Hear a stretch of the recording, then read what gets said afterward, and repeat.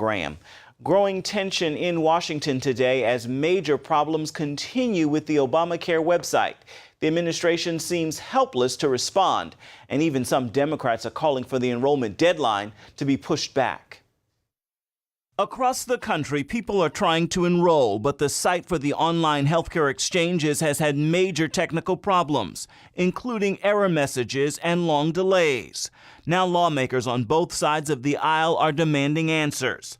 The Secretary of Health and Human Services, Kathleen Sebelius, attributed the problems to extremely high volume. No one could be more frustrated than I am and the president. We want it to be smooth and easy and let consumers compare plans. People who don't even want to deal with it, and they don't think it's affordable with their income, and so they are just going to take the penalty.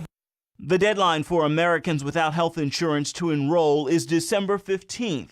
At least one Democratic senator is asking for an extension to that deadline, and the Obama administration is urging patience.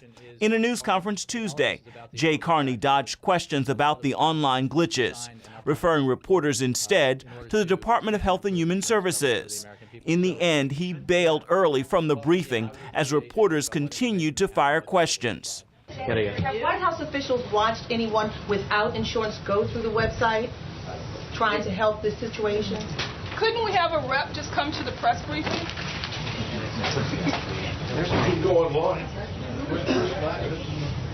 How much would that cost that?